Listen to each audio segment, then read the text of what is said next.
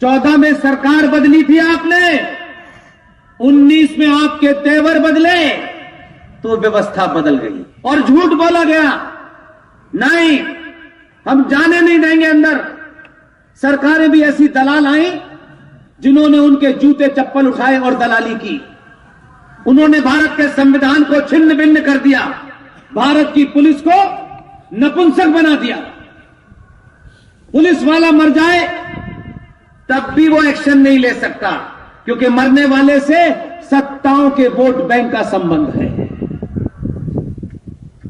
इसलिए आज जब उस कुएं के अंदर किसी को उतारा गया तो जो पूरे 400-500 साल से बाबर और औरंगजेब की नाजायज औलादें जो झूठ बोल रही थी, आज ये झूठ पूरी दुनिया के सामने आ गया।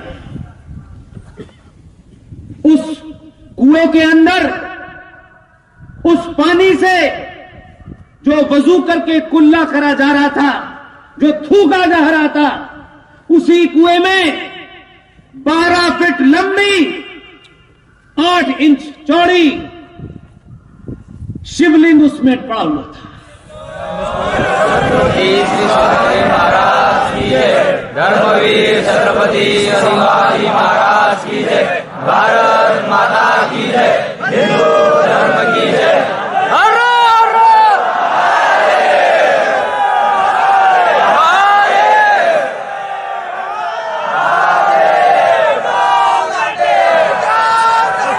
यही तो बात है,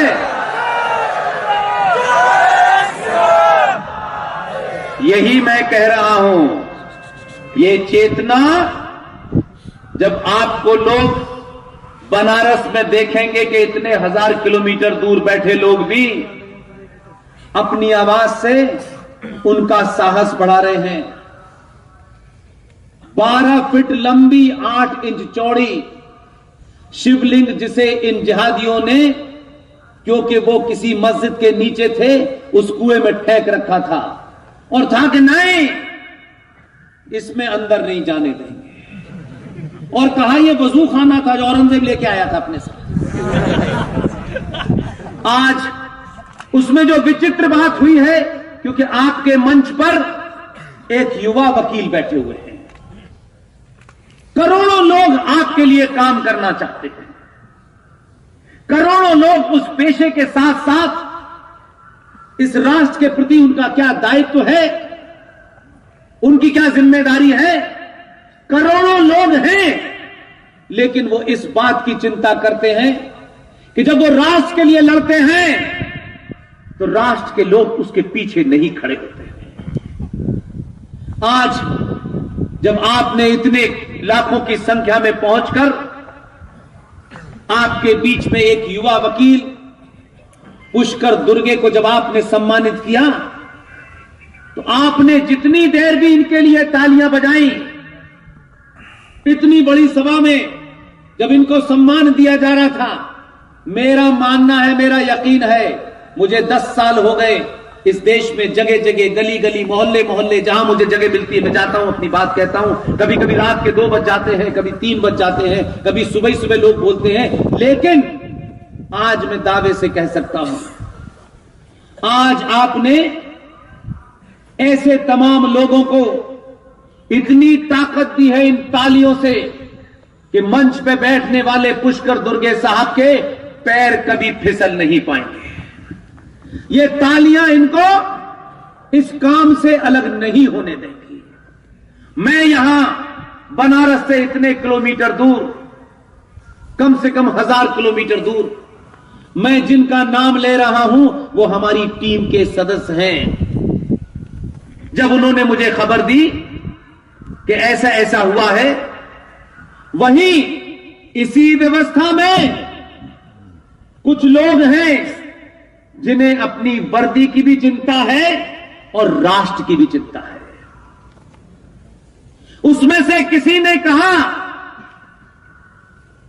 कि मेरा नाम अभी आए न आए, लेकिन ये राष्ट्र ही जान जाएगा कि वो कौन लोग थे कि जब ये पता चल गया कि कुएं के अंदर 12 फीट लंबी, 8 इंच चौड़ी बाबा विश्वनाथ की वो मूर्ति पड़ी हुई है, तो किसी ने सलाह दी, विष्णु अभी यहां से फौरन निकलो और कोर्ट जाओ, इससे पहले कि ये दंगाई हालात खराब कर दें, क्योंकि अब इनके पास झूठ बोलने का कोई रास्ता नहीं है। ये वीडियोग्राफी में दर्ज हो गया कि उस मस्जिद के नीचे जो असली शिवलिंग था बाबा का, वो पड़ा हुआ मिल गया है। इसको ये मिटा सकते हैं, तोड़ सकते हैं, क्योंकि आज रात के बाद फिर ये बंद हो जाएगा, फिर हम यहां नहीं आ पाएंगे।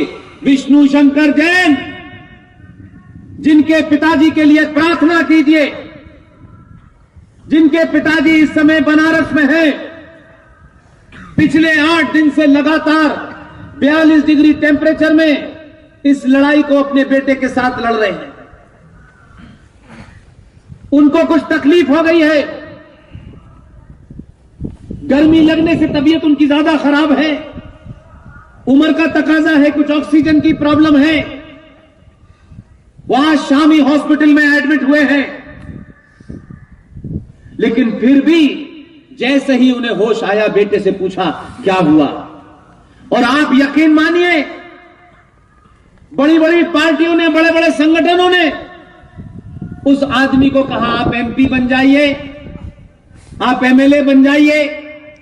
उन्होंने आज तक किसी पद को नहीं लिया, जूते से ठुकरा दिया। यही ताकत है उस आदमी की, और यही गुण और संस्कार उनके बेटे के थे।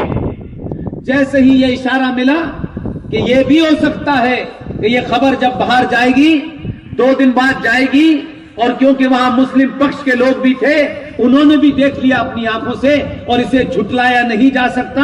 ये कोई ऐसी चीज नहीं थी जिसे नमाज पढ़ते वक्त जेब में रख लो और बाहर आके फेंक दो, क्योंकि दुनिया के सामने पता चल जाएगा। विष्णु शंकर जैन 42 डिग्री टेम्परेचर में उस मंदिर से कोर्ट गया भागते भागते, और कोर्ट में अर्जी दी, कहा मीलॉर्ड ये अर्जेंट मामला है, इसको अभी सुनिए। मीलॉर्ड को भी समझ में आ गया है, देश जाग गया है। मीलॉर्ड जो जगते नहीं थे, मीलॉर्ड इस देश के आतंकवादियों के लिए रात के 5 बजे तक कोर्ट खोलते थे। उन्होंने कहा कि अब अगर मैंने करा तो मैं मीलॉर्ड नहीं रहूंगा। उन्होंने कहा बताइए, विष्णु शंकर जैन ने सेशन कोर्ट में कहा कि वहां ऐसे ऐसे इतनी बड़ी शिवलिंग मिला है।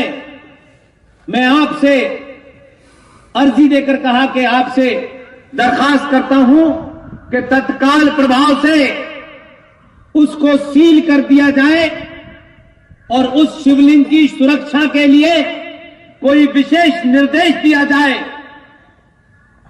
14 में सरकार बदली थी आपने, 19 में आपके तेवर बदले तो व्यवस्था बदल गई। जज साहब ने कहा तत्काल ऑर्डर दिया। रवि कुमार दिवाकर साहब ने अपने ऑर्डर में लिखा कि जो शिवलिंग मिला है उसको सील बंद किया जाए, और जहां वो है उसके बाहर सीआरपीएफ की टुकड़ी लगा दी जाए। यह ऑर्डर शाम को हुआ, तब से सन्नाटा है। ये सन्नाटा भारत राष्ट्र के हर सनातनी को अपने अपने शहर में कर देना है, और कम से कम 1000 साल तक इस दोष को तोड़ने वाली शक्तियां, भारत राष्ट्र को गाली देने वाली शक्तियां, हमारे आस्थाओं के केंद्र को लूटने वाली शक्तियों के अंदर इतना कमजोर करना है उनको कि उनकी नस्लें भी दोबारा से उनका नाम लेने से डरे।